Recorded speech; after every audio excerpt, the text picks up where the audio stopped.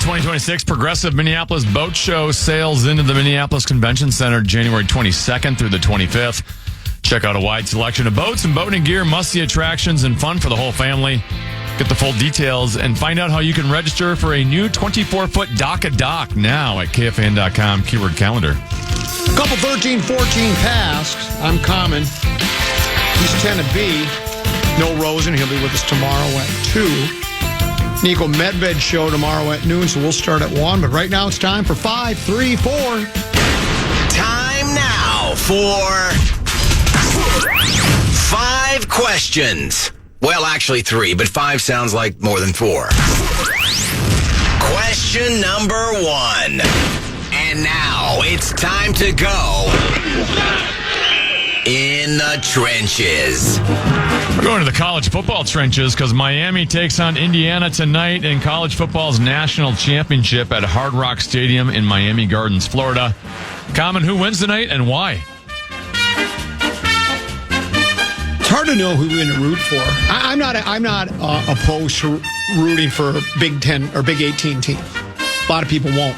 There are people that they couldn't root for the Bears last night because they're an NFC North rival. Can't root for Indiana because they're from the Big 10. I don't even know if I have a rooting interest. I know both coaches seem to be arrogant Richards, which I kind of like and I don't like. And I don't know. I mean, I've watched very little Miami. I watched the last game they played. Their defense is just rock solid.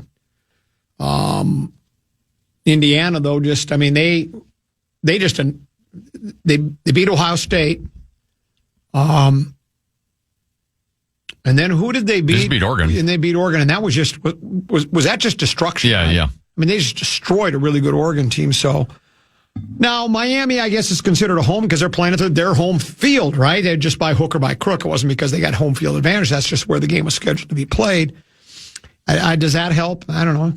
Football field still 100 yards by 50 and a half, is it? So I don't think that makes much of a difference. There'll be plenty of Indiana fans there. I'll go with the Cinderella story, Cinderella Kid. I'll go with Indiana, which if they were to win, they'd win the Natty with a perfect record. And the last NCAA basketball team to do that would have been Indiana back in 1975 with Bobby Knight. So I think Indiana will win. I can see not wanting to cheer for a Big 18 team. Yeah. But I feel like Indiana's just different, right? Like if it was just the same usual Ohio State, Michigan, I'm bored with them. But when it's kind of I hate to say little engine that could, because obviously they have a lot more money than the little engine that could at Indiana. Yes. But a non-traditional Big 18 team kind of emerging, at least maybe can help you sell your program a little bit more and go, hey, we don't have to just be, have Ohio State be our daddy. And I'll leave you with this. Kurt Signetti, is that his name? Mm-hmm. Can he win? Just Google him. Brilliant. Thank you. Question number 2. It's now time to take an in-depth look at the welfare of the Wolves.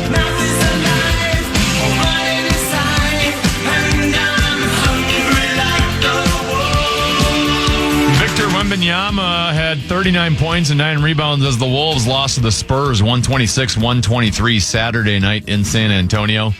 Anthony Edwards returned from a 2-game absence with a career-high 55 points, but the Wolves were lacking in size, with Rudy Gobert missing because of a left hip contusion and Naz Reid only playing 5 minutes because of a left shoulder injury.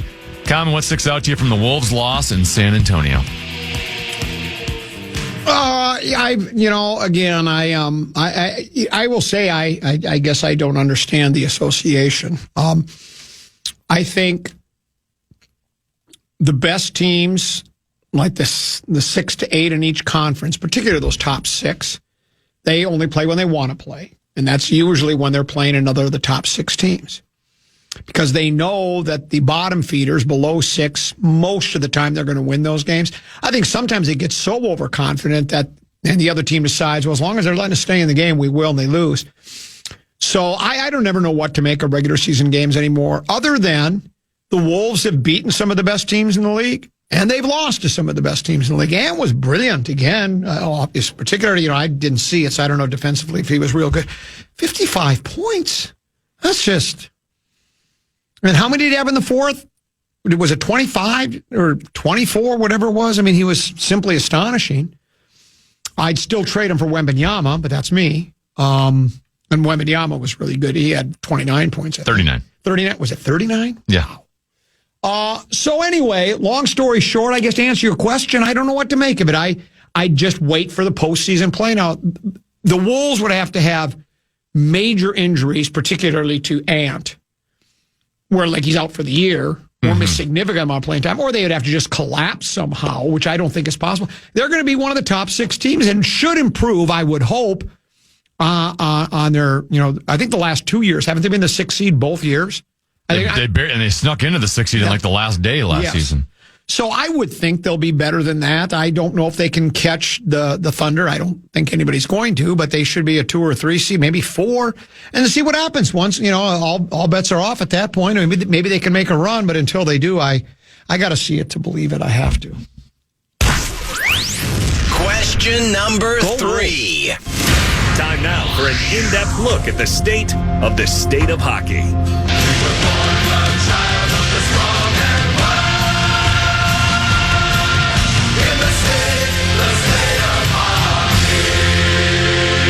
Despite a bunch of injuries to key players, the Wild beat the sizzling Sabres 5-4 in overtime Saturday in Buffalo.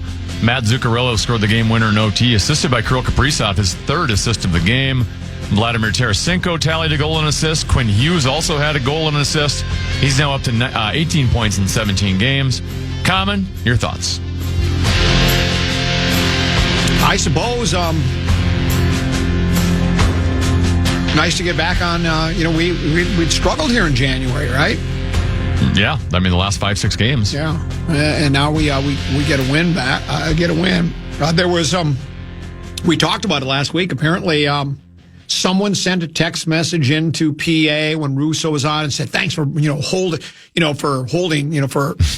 holding Kirill's skates to the fire," something of that nature. That Kirill hasn't been playing very well since Quentin got here. I asked you about it. You agreed. You said it's just like that. He hasn't been getting the assists to score. But did you say 3 assists? 3 assists. So, again, maybe it is just a matter of the two learning to play together a bit more. When you have 2 exceptional talents like that, maybe it takes a while for chemistry. I don't know. I'll say the same thing about the Wild as I would the Wolves, and tell me if you think this is accurate. Barring major injuries to your best player, but we get injuries so often in hockey. We have guys on the shelf right now, do we not? A bunch, and some key players. Yeah. So, but if as long as the Wild, I think you were saying that it's going to be pretty hard to move anywhere from. It's going to be hard to get the number 1 spot. So we're either going to be 2 or 3, more than likely, right? Because the Avalanche are so good. They are 11 points behind the Avalanche, but they're 13 ahead of the 4th place team in their division, which is the Nashville Predators. So the odds of them catching Colorado or collapse, I guess it's possible a team behind them does one of those, 10 wins in a row to make up some ground and they go on fire. But it was a pretty significant victory because they had been struggling. They're without Juler Sinek. They're without Matt Boldy. Jonas Brodin is a top 4 defenseman for him. Zach Bogosian, Marcus Johansson. I mean, those are some key players, big names, and they were struggling going into it. And what the addition of Quinn Hughes does is previously, and we saw this last year, previously when they had injuries to superstars, they were done. But now they have more superstars. So when a guy like Matt Boldy, who is a superstar, goes out, they still have a Kirill Kaprizov, they still have a Quinn Hughes who at any point can carry the load for you. And Quinn Hughes did against Buffalo. He was brilliant in that game. The assist to Hartman on the back door after he made kind of those 2 escape moves. No other defenseman in the league made, other than maybe Cale Makar's doing that. He had the game-tying goal when they're down a goal in the 3rd. But now they can weather the storm a little bit because they have other superstars, even when another superstar is hurt. Is the working theory, and again, things can change. Like I say, the team from behind makes a great run or whatever, that we're probably going to play Dallas in the first round? Yes. We're tied with them in the standings right now. If we finished 4th, who would we face? If we finish 4th, it would depend, because that's when the wild card. The NHL thing is so the way they would do the playoffs is very hard to explain. Probably wouldn't be as good as Dallas, though, right? If you took 4th in your division, you would either have to face Colorado first round or the first place team in the Pacific Division, which is currently the Vegas Golden Knights. It would depend on which wild card slot you're in. Let me ask you this. As we speak right this moment, would you rather play Vegas or Dallas in the first round? Do we tank it? Do we go ahead and let who's ever right behind us overtake us? I think everyone would be in panic mode if they fell to that spot. But if we were tanking it, we would know that it's not because we're not any good. We just want to avoid that first round with Dallas. We want to beat the Knights. Would they still go out and get something at the trade deadline, or would the tanking make them rethink things? I was talking about an intentional tank. Yeah. No, you're right. If they just started losing games, you probably don't go make a trade, or maybe you do because you're guys. I don't know. I was wrong by the way in fourth place, and I missed Utah. They're 9 points up on Utah, so not 13. Because here's what I'll tell you: the people I trust, which is basically you, you're the only person I listen to when it comes to hockey. This is probably the best Wild team we've had since 03-04. Most talented. Top to bottom, most talented, right? So, yeah, I say, okay, Dallas, Lance, whatever, you got to beat them all. Take them one at a time. Let's go. I like parades, and I think you do too. And that's it for today's edition of 5 Questions. Well, actually, 3 questions, but 5 sounds like more than 4.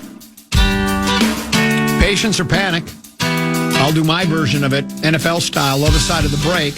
But right now, Tim has got a keyword. The fan wants to give you a shot to win bonus bucks with our national cash contest. Enter the keyword bonus at KFAN.com now for a shot at winning. That keyword is bonus. Enter now at KFAN.com.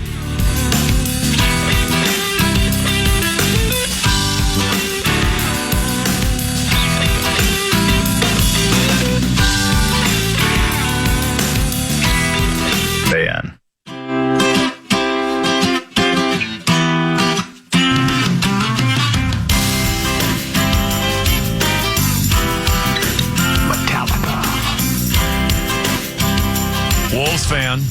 Wolves fans, not just one of you, all of you, join us Tuesday at Wild Bill's in Apple Valley. It's a Michelob Ultra watch party with KFAN's Max Fuller. Yeah. 7 to 9 p.m. with trivia, prizes, and drink specials. Get the details at KFAN.com. Keyword calendar. I was talking to Phil and Fuller on the phone last week. I loaned him a book. Called, Common Man book? No. Best of the Common Man? No, it was Anatomy of a Song. I've talked about it on the radio. Some writer who worked for the Wall Street Journal, I guess they would do it like every week. He would break down a song. He would interview the people that wrote it. Like, let's say Weezer. He didn't have a Weezer song included, but let's say he thought Weezer did this iconic song. He would talk to like the lead singer, Weezer, whoever wrote it, the producers, and I loaned it, and he is enjoying it very much. So it was good to talk to Phil and Fuller. We don't get to see him as often as we once used to. We talked about C.J. Stroud earlier. Wildcard weekend, he was not very good against Pittsburgh. Against Pittsburgh. He wasn't very good yesterday either. So then you wonder, we talked about this earlier, going into his fourth, before, what do they call it, his fourth year, and they got that's that option year? Is that what we call that? Is that what they call it? Do you sign him or not? This is what I read in a CBS Sports story. This disastrous postseason comes at a bad time for Stroud, who is extension eligible this offseason. The knee-jerk reaction to his performance would be that the Texans should not sign Stroud to an extension and or not ink him to a deal that pays him around $55 million annually with the upper echelon quarterbacks. Then it goes on to say, that won't happen, however. In all likelihood, the Texans are going to sign Stroud to a lucrative extension this offseason that makes him one of the highest-paid quarterbacks in the league. Why? Well, because they have no other choice. It's either pay Stroud or reset at the position entirely. While he hasn't given them a ton of confidence that he'll live up to his eventual monster extension, they'll inevitably slide it across the table for him to sign.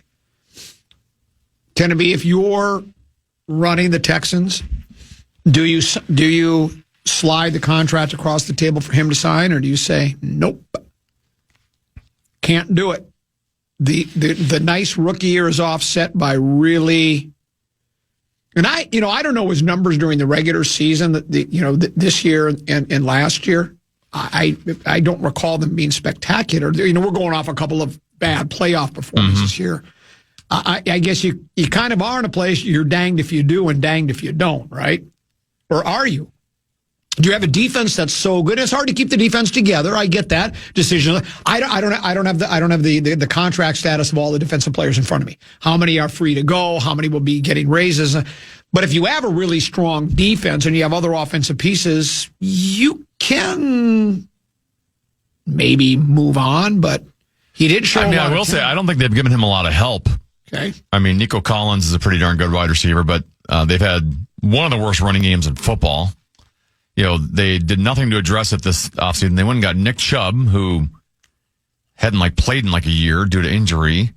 Woody Marks, who was a not highly thought of prospect who was drafted low. So they have a zero running game. And then, in that playoff game alone, I'm not trying to excuse CJ Stroud's performance because he was awful. And was the main reason they lost that game. But he also had nobody to throw to. He's got Nico Collins gone, Dalton Schultz, who is an okay tight end, but all of a sudden was their best receiver. He got hurt in that game. So he had nothing to work with. They haven't, when a guy has a rookie season like that, you try to build everything around him, and they really haven't done that. Offensive line's been a issue in past years. He's in that weird spot, though. How many times have we talked about this?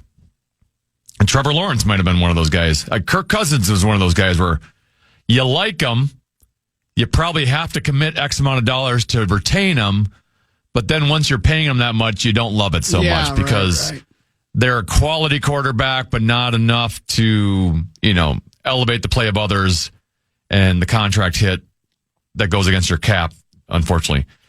Now, I might just pick up his option. Yeah. And maybe that ticks him off. And then he sours on Houston and doesn't want to stay there moving forward. But he's still not going to be making a whole lot the next year or two. Right. And I still think he's shown enough promise where I don't want to give up on him. But yeah, it's a little dicier there than they probably once thought. After year one, they thought they had a top 5 quarterback in the league moving forward. I love defense. I make no bones about it. Their defense is real good, but not good enough yesterday. But like you say, offensively, they didn't get a lot of help. And New England's defense is really good. I mean, that's a really good defense. That Will Anderson for Houston's a stud. Yeah. Well, you know who else is really a stud? Danielle Hunter. Where did they find him? I mean, why can't we get players like that here in Minnesota? And did you see Sam Darnold on the weekend? Where did they find him? How come we never get players like that? Boy, it'd be nice to get players like that. I'm sorry. And then, you know what? We're going to be just fine. You know what else I noticed? Did you see the guy that's playing center for New England? I mean, he looks like a tight end, athletic-wise. I did a little research. His name is Fladberry. I did a little research on him. He's not been called for one penalty all season. He hasn't allowed a sack. I mean, you talk about, and I think one of the things the Vikings wanted to do last offseason was fortify the inside of that offensive line. Why didn't we go get a Bradbury guy? Why didn't we go get him? I'm sorry. I shouldn't do that. I know the way rubbing salt in with how many turnovers there were in that game yesterday. That might have been from Garrett Bradbury's sweat was dampening the balls, and because it was affecting both sides. But wouldn't that? It was pretty cold too. It might freeze to ice. Who knows? Maybe that was the problem. Houston could have easily won that game yesterday. Yeah, they had multiple chances where big play by their defense. They're down a score, moving the ball, and then they just give it up.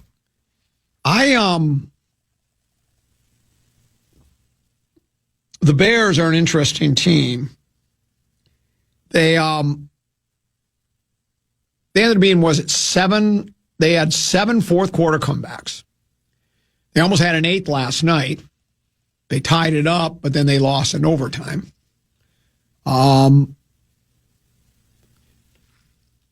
there are those that think, well, they had a lot of luck on their side, and you can't expect that to. And there's recent history of that. Didn't Kansas City 2 years ago in 2024? Didn't they? They were 11-0 in one-score games.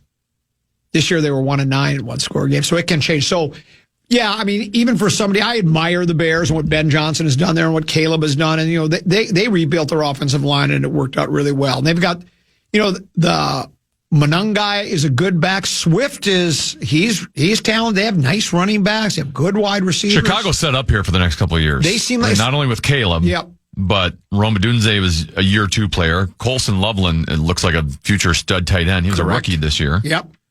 And you mentioned Monangai. And then their offensive line was better. They got the play caller. Yeah, and then who's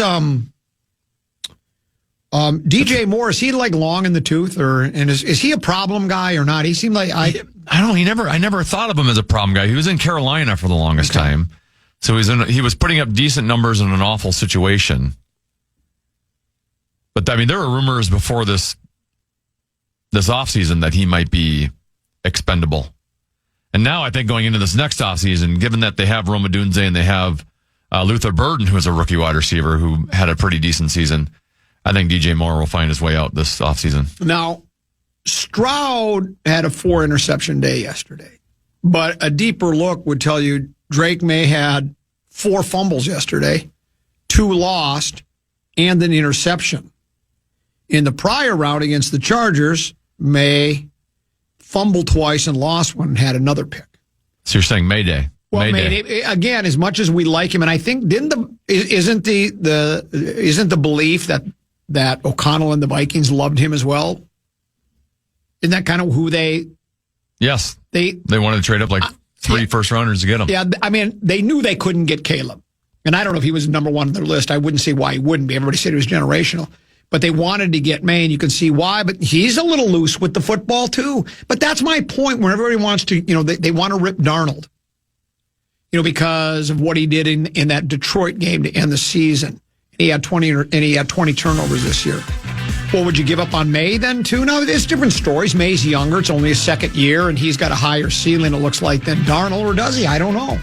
That's where I just find it, you know, I don't hear a lot of discussions about, and May's gotten away with it, right? They won both those football games, but looking back now, when we drafted J.J. McCarthy, when we did, knowing that the reports were that the Vikings heavily wanted to get up to number 3 to get Drake May and were willing to trade like 3 first-round picks to do it. Yep. That probably should have been a little bit telling about J.J. McCarthy. Well, that's exactly right.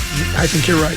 Let's take a break, come back. We got plenty more to get to. Again, Tennessee's got a pet peeve, and I'm going to try to throw some. I'm going to push back on you. Oh no! Yeah, it's a. We're going to be yelling at each other next segment. That's what you're saying? Yeah, it's going to be controversial. That's next. Common Man program on the Fan.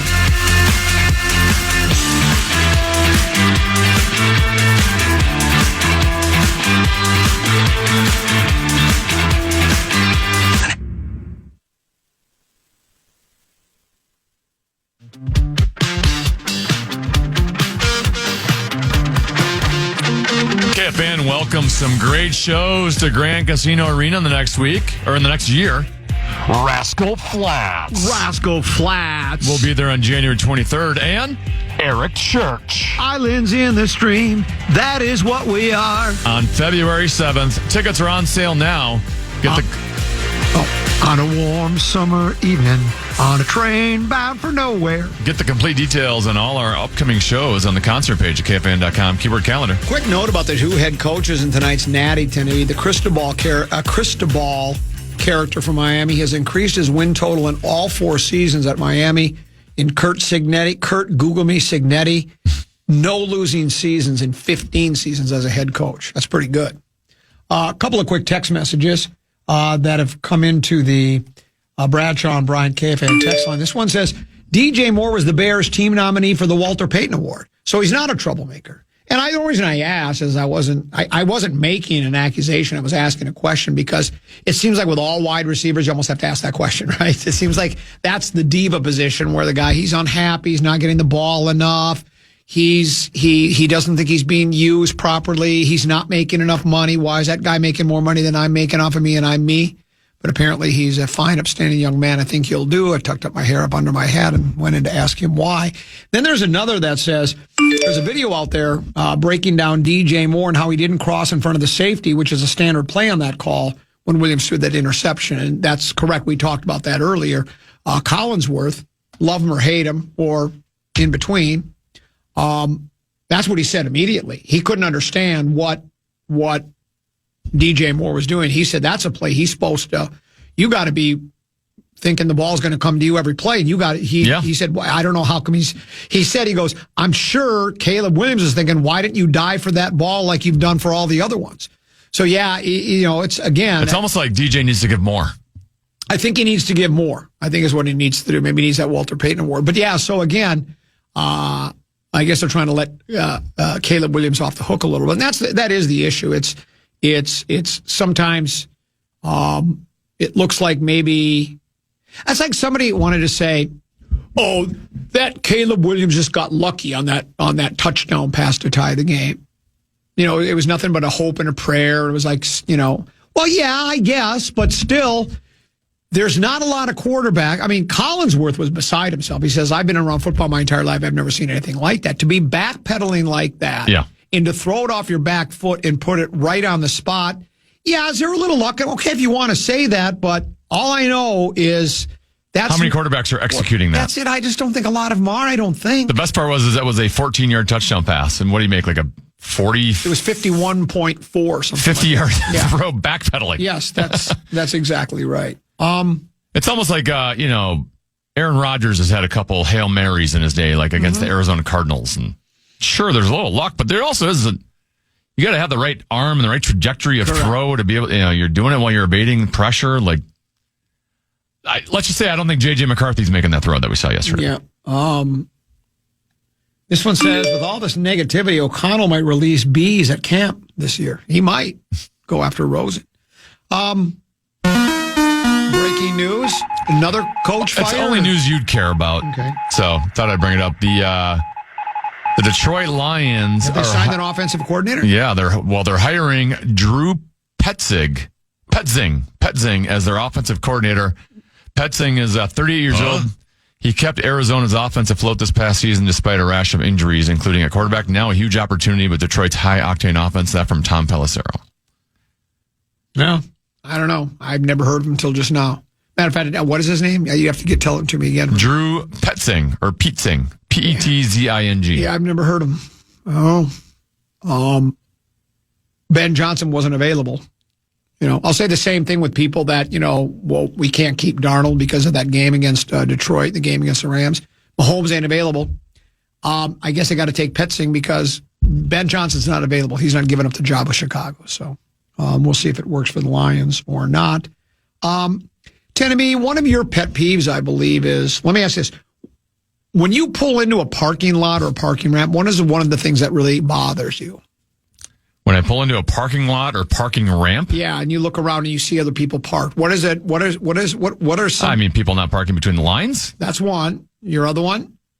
People backing into the parking spot. This is from Global English Editing, which I refer to a lot at Psychology. It says, psychology says people who back into parking spots instead of pulling in forward display these 8 traits that predict success in life.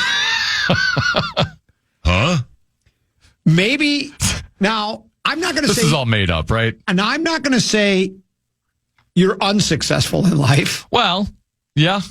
Maybe if you had been backing into your parking spot all these years, you would be really successful, because that's what this says. Here's number 1. I love these stories.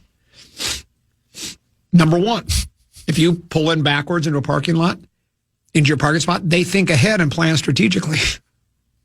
Think about it. When you back into a parking spot, you're making your future exit easier, even if it means a slightly more complicated entry right now. This is classic delayed gratification in action. These folks are willing to invest a bit more effort up front for a smoother experience later. It's the same mindset that leads people to save money instead of spending it immediately or to exercise regularly for long-term health benefits. You want instant gratification. Got to pull in, get out of your car. Had you waited, you would have more money. That's what it's suggesting. You'd have more money. Number 2. I thought time was money. There's that. And this way takes more time. They prioritize safety over convenience. Backing into a parking space means you'll have better visibility when you leave. You can see pedestrians, other cars, and potential hazards more clearly than pulling forward out of a spot. This safety-first mentality extends far beyond parking lots. These are the people who read contracts before signing. They have emergency funds who think through potential consequences before making their decisions. You've never done that. You don't look at, well, you have a wife. It sounds like the terrified tenants, what it sounds like. Yes. I'm so scared of the future. Well, see, you are. But you I guess the caveat for you is you have a wife that would look over those contracts because she's an attorney. Correct. So you don't need to look over them. Number 3, they possess superior, is the word spatial intelligence? S-P-A-T-I-A-L. Is that how you say that? Yeah. Let's be real. Backing into a parking spot requires better spatial awareness than pulling straight in. You need to judge distances, angles, and dimensions, while everything is reversed in your mirrors. It's almost like reading a defense in the National Football League, don't you think? You've got to be kidding me. This spatial, So they're acknowledging it's more complicated to do it. but this spatial intelligence doesn't just help with parking. It's linked to problem-solving abilities, creativity, and even leadership skills. People with strong spatial intelligence often excel in fields like engineering, architecture, design, and strategic planning, while you've succeeded in being a radio producer for a middling midday radio show. All because you don't back into your That's parking. the sole reason. Well, that's it. Number 4, they demonstrate patience and emotional regulation. When you're backing into a spot and there's a car waiting behind you honking impatiently, what do? Well, the consistent reverse parker doesn't let that pressure rush them.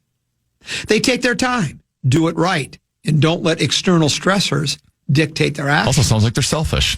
This is emotional regulation in its purest form. These people have learned to manage their stress responses and maintain focus despite external pressures. In the workplace, they're the ones who stay calm during crisis and make measured decisions when others panic. Because they create a crisis every time they park. That's why. Patience. They're used to it. Patience or panic. You ask the question often during 534.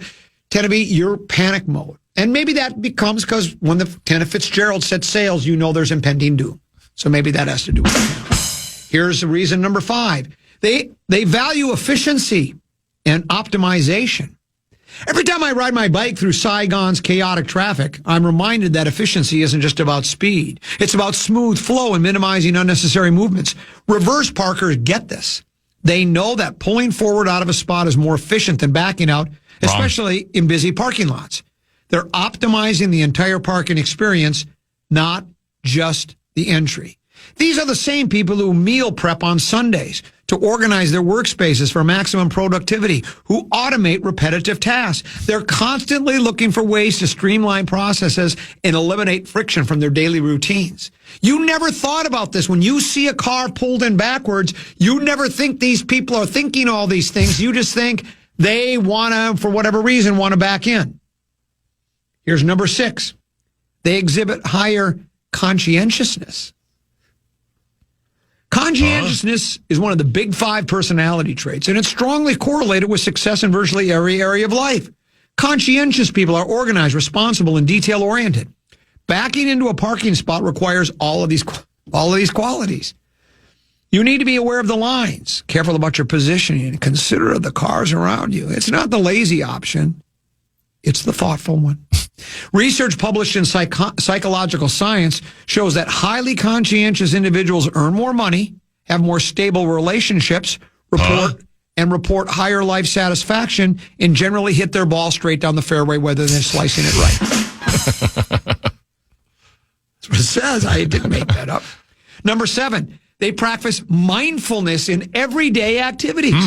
Most of us park on autopilot. We pull in, turn the car off, and move on with our day without giving it a second thought.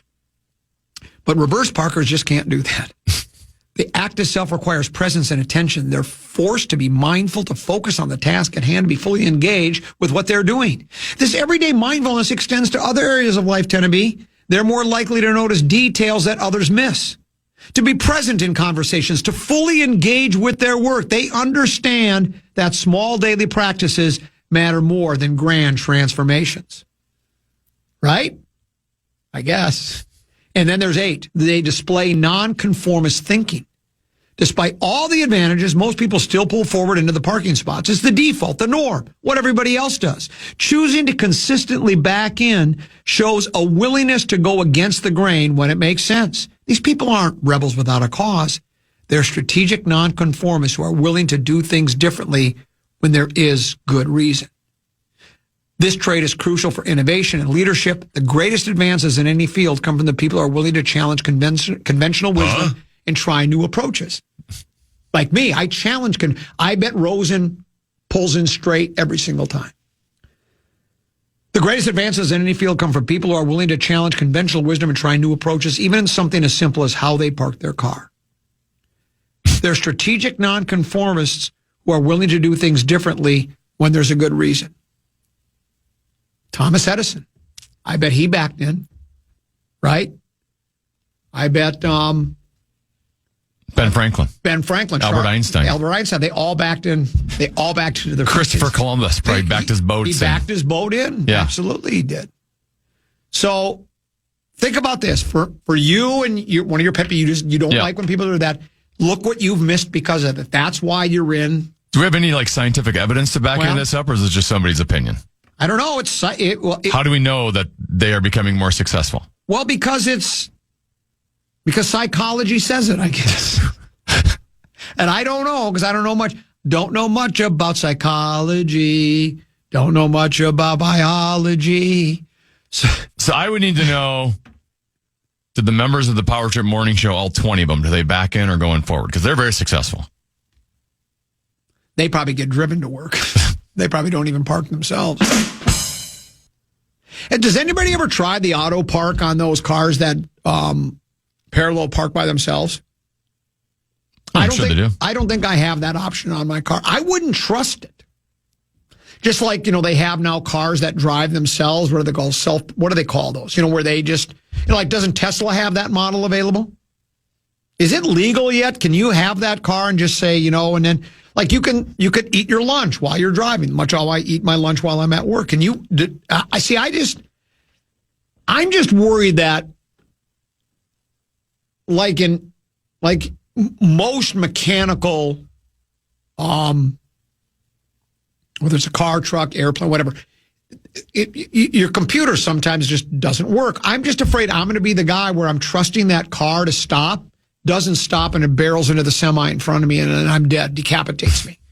Yeah. So, but tend to be, as long as you continue to just pull your car forward. It explains a lot. Well, that explains where I am in life. So if I change that habit starting tomorrow, will my life just change? I'll become way more successful. Well, that I don't know. Way more happier. But I think it's worth trying. I saw another, the transfer portal. I'll tell you what, though, when you do pull in forward, and then when you're leaving the parking spot and you have to go backwards, it's a lot easier than it used to be. It is a lot easier, yeah. I don't know how many cars on the road now have the rear view cameras, but those things are just a godsend. Yeah. You don't even have to look in your mirrors. You're going to see if there's anyone behind you. It gives you the boop, boop, boop, boop, boop, boop, if a car's coming by. I mean, it's not even challenging to back up anymore. Today I had to swap cars with my gal. As much as I like the electric car, do you know how fast those battery drains in sub-zero weather? It's really bad. All right. I mean, that's just full disclosure. I have one. Probably not the best place in the world to have an electric car. No, because it's it'll give you a range of let's say you have an 80% charge in your car. It'll say 264 miles. Even in summer weather, I don't know how accurate that is. It's close, but it's still not exactly spot on. My wife today said she has about I would say it's about a 3 or 4 mile drive to work. She said her mileage went from 45 to 34, 11, so double. So then, sitting out in the cold, she didn't be able to get home, so I went and got it to go charge it up, right? Because we hadn't charged it up. But so today when I swapped cars with her, I did back in, which I don't generally do, but I backed in the car for her. And even then, what you're saying is correct about the backup camera. I still, because I'm a boomer, still look over my shoulder and I don't know why. You don't trust the camera? I guess I do, but I don't. I still look over my shoulder. I can't help Just habit. I guess it's habit. I look over my shoulder. I'm really, my boys get on me all the time. So let's say we pull in somewhere, like a restaurant or wherever we're going. I pull in between. I never get right between the lines. I'm just pulling straight in, not backing up, just pulling straight in. They'll open the door and they go, dude, you're over the white line here. Oh, okay. And then I got to back up. I really struggle with that.